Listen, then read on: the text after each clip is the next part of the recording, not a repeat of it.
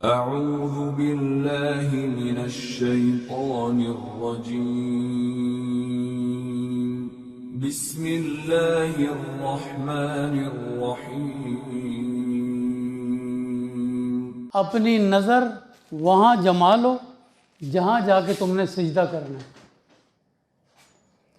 اللہ اکبر، سب نظر وہاں ہے، آگے پیچھے ادھر ادھر نہیں ہونی ہے۔ اس میں کوتاہی ہوتی رہتی ہے اور ہم آنے جانے والوں کی خبریں رکھتے ہیں اور ادھر دھیان ہے ادھر، یہ ٹھیک نہیں ہے۔ وہاں رکھنی ہے نظر جہاں سجدہ کریں گے انشاءاللہ، اور جب اتحیات میں تشہد میں بیٹھیں تو نظر وہاں سے اٹھ کے اس انگلی پہ آ جائے گی، اشہد ان لا الہ الا اللہ۔ ٹھیک ہے جی، تو یہ نماز کے آداب اور مسنون طریقے میں جو بات اب تک ہم نے سمجھی ہے وہ یہ ہوئی کہ ہم نے نیت دل میں کرنی ہے، جس میں کون سی نماز پڑھ رہے ہیں، کس کے لیے پڑھ رہے ہیں، کدھر منہ کر کے پڑھ رہے ہیں، کس کے پیچھے پڑھ رہے ہیں کی ضرورت نہیں ہے، کیونکہ ساری نمازیں سنت نوافل کے نہیں ہوتی کسی کے پیچھے۔ اس لیے دوسری بات یہ ہے کہ نیت کر لی ہم نے درست، اس کے بعد ہم نے تکبیر اولیٰ کہنی ہے، اور تکبیر اولیٰ سے مراد وہ پہلی اللہ اکبر ہے نیت کے بعد جو ہم کہتے ہیں، تو وہ ہم نے کہاں کہنی ہے اور ہاتھ کہاں باندھنے اس کا ذکر ہوا۔ اور اس کے بعد آج ذکر ہوا ہے کہ جب ہاتھ باندھ لیے تو اب نظر کہاں رہے گی۔ اجعل بصرک حیث تسجد، اللہ اکبر، اب نظر وہاں ہے جہاں ہم نے سجدہ کرنا ہے، اب ادھر ادھر نہیں جانی ہے۔ اتحیات کے وقت وہاں سے اٹھ کے انگلی پہ آ جائے گی۔ اس کے بعد جب ہم کھڑے ہو رہے ہوں گے مزید نماز پوری کرنے کے لیے تو پھر نظر وہیں چلی جائے گی۔ یہ ارتکاز نظر بھی ضروری ہے، اس کے فوائد دنیاوی بھی ہیں اور مسنون ہونے کی وجہ سے ثواب ہے ہی ہے، دنیاوی فوائد بھی ہیں، نظر جمانا کسی چیز پر۔ اس کے بعد پھر ہم تلاوت شروع کرتے ہیں۔ رسول اللہ صلی اللہ علیہ وسلم نے ہاتھ باندھنے کے بعد سینے مبارک پہ، اچھا جو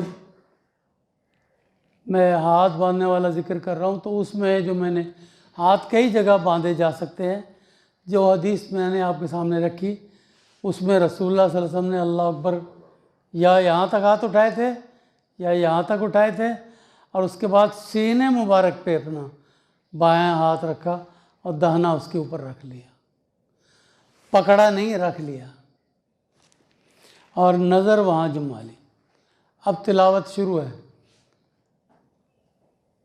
اس تلاوت میں کئی چیزیں آئی ہیں، میں سب آپ کے سامنے، دو تین ہیں وہ آپ کے سامنے بیان کرتا ہوں۔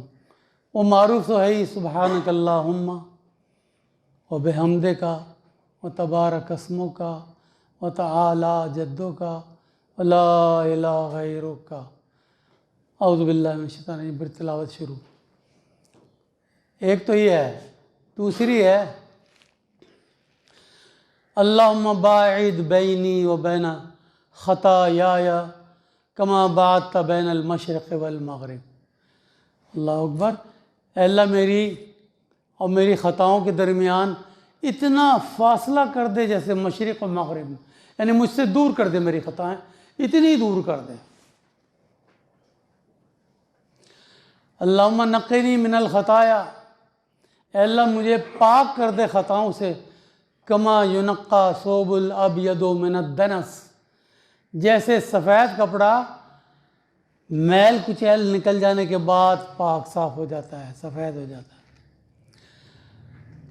اللہم اغسلنی من الخطایا، اے اللہ مجھے دھو دے میری خطاؤں سے، یا میری خطائیں مجھ سے دھو کر الگ کر دے، اور دھوئے کس سے؟ بالماء، پانی سے، والثلج، اور برف سے، والبرد، اور اولوں سے۔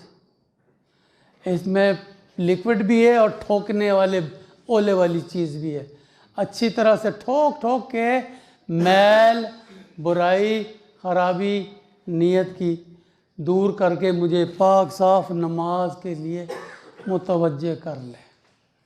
یہ دو ہو گئی، تیسری بھی مجھے تازہ یاد نہیں۔ کے بعد جناب پھر ہم نے سبحانک اللہم پڑھ لی۔ ایک وہ پڑھی تھی جو ہمارے بھائی سرفراز صاحب نے بتائی تھی، کیا تھی جی؟ ہاں وہ تیسری ہے، صحیح، یہ تیسری تھی جو میں نے دو پڑھ کے بتائی، یہ تیسری ہے۔ انی وجہ تو، میں نے رخ کر لیا، وجہ چہرے کو کہتے ہیں، انی وجہ تو میں نے اپنا چہرہ کر لیا، وجہ للذی، اس چہرے کی طرف، فطر السماوات والارض، جس نے آسمانوں و زمین کو بنایا، حنیفاً، یکسو ہو کر میں نے یہ رخ کیا ہے، دھیان بٹا کے ادھر ادھر سے پھر بار بار لانے کے لیے نہیں، یکسو ہو کے میں اس کی طرف رخ کرتا ہوں۔ وما انا من المشرکین، اور میں مشرکوں میں سے نہیں ہوں، یعنی میں شرک سے بیزار ہوں، خالص آپ کی عبادت کرنے چاہتا ہوں، کرنے والا ہوں، کرنے کی کوشش میں لگا رہتا ہوں۔ اس کے بعد پڑھتے ہیں اعوذ باللہ من الشیطان الرجیم، میں پناہ میں آتا ہوں، اعوذ، میں پناہ میں آتا ہوں، مانگتا ہوں نہیں ہے یہاں پہ، وہ استعوذ ہوتا ہے، اس میں مانگنے آتا ہے، اعوذ، میں پناہ میں آتا ہوں، باللہ، اللہ کی، من الشیطان الرجیم، شیطان مردود کے شر سے بچنے کے لیے میں اللہ کی پناہ میں آتا ہوں۔ بسم اللہ الرحمن الرحیم، ایک اور بھی طرح پڑھتے ہیں اس کو، اعوذ باللہ السمیع العلیم من الشیطان الرجیم، میں پناہ میں آتا ہوں اللہ عز و جل جو سننے والا اور علم رکھنے اور جاننے والا ہے، شیطان مردود کے شر سے بچنے کے لیے میں اس کی پناہ میں آتا ہوں۔ بسم اللہ الرحمن الرحیم، شروع اللہ کے نام سے جو بہت مہربان اور خوب اور نہایت رحم کرنے والا ہے۔ پھر ہم سورہ فاتحہ پڑھتے ہیں، ترجمہ اس کا میں آج کر دیتا ہوں، پھر اس کے بعد ختم کر دوں گا۔ الحمدللہ، تمام، خاص، ساری کی ساری، یہ تینوں ترجمے ال کے۔ الحمد، اور سمجھانے کے لیے جو میں اٹکل دیتا ہوں وہ یہ، ال کو انگریزی کے آل کی طرح سمجھیں، الحمدللہ، ٹھیک ہے نا جی؟ تو خاص تعریف، ساری کی ساری تعریف، سب تعریفیں للہ، لیے ہیں اللہ کے، لیے اللہ، اللہ کے لیے ہیں۔ انسانوں میں نظر آنے والی قابل تعریف چیزیں وہ بظاہر فوری تو انہی کی تعریف ہے جن میں ہے وہ خوبیاں، لیکن وہ جس نے وہ خوبیاں ان میں دی وہ ساری تعریف اس کی وجہ سے ہے، ٹھیک ہے نا؟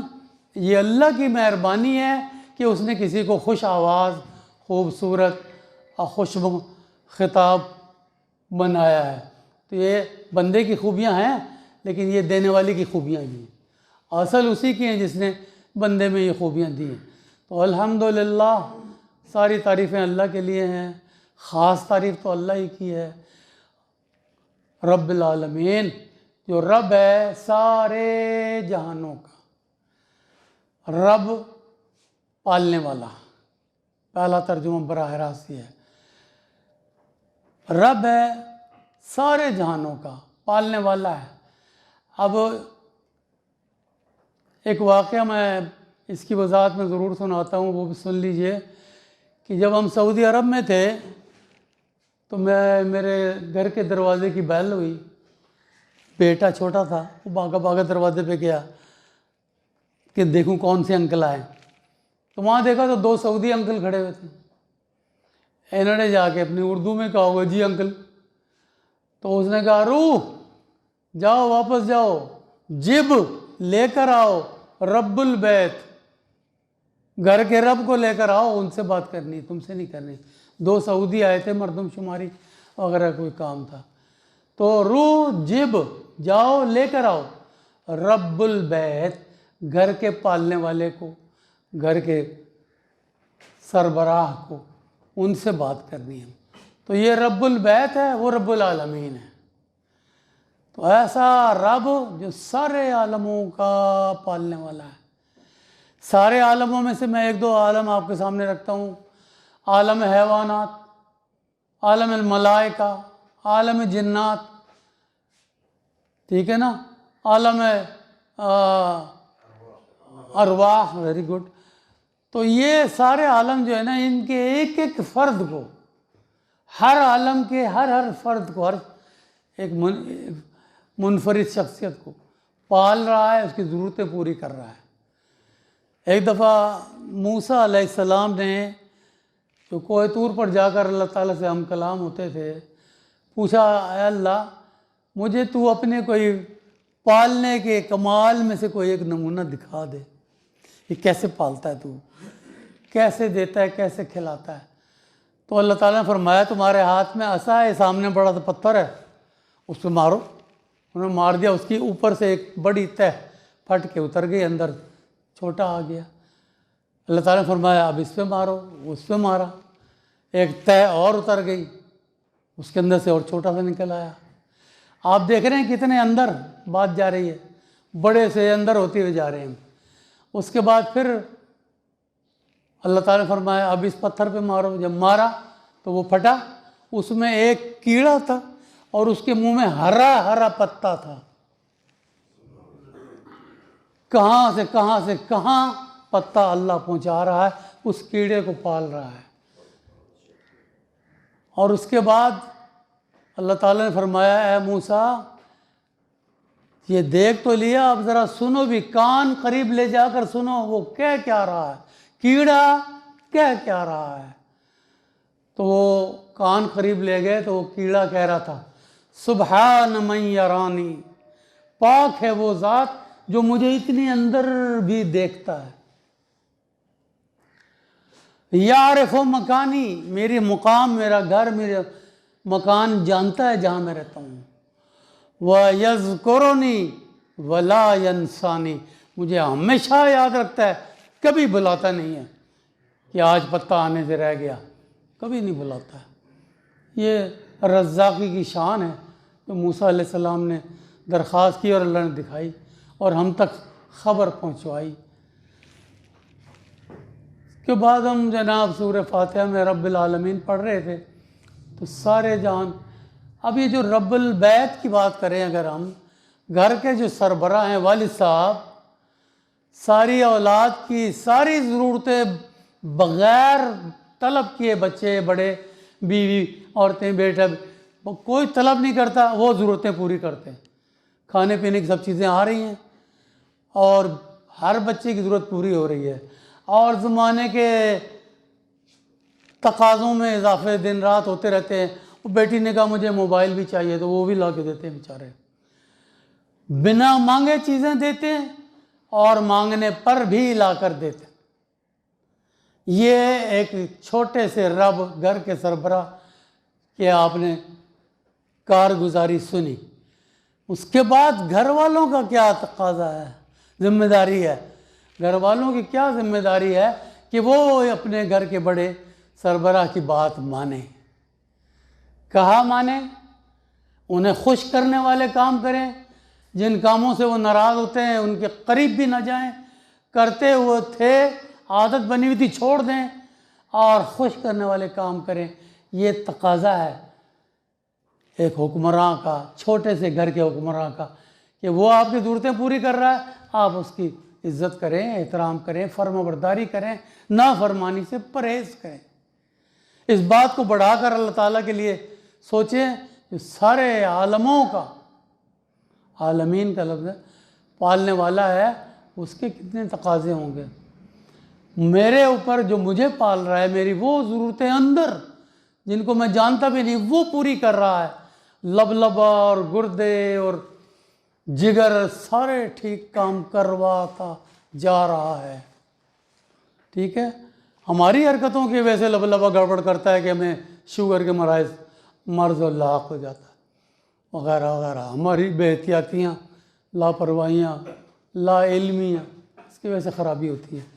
ورنہ ہمیں اپنے کام ٹھیک سے کرنے چاہیے اور اللہ کا شکر ادا کرنا چاہیے، اور کام زندگی بھر وہ کرنے چاہیے جس سے وہ خوش ہوتا ہے، اور وہ کام جن سے وہ ناراض ہوتا ہے اگر کرتے ہوں تو فوراً چھوڑ دیں، اور نہیں کرتے ہوں تو ان کے قریب بھی نہیں جانا چاہیے، اور اسے خوش کرنے والے کاموں میں جان کھپاتے رہنا چاہیے. سبحانک اللہم و بحمدک، اشہد ان لا الہ الا انت، استغفرک و اتوب الیک.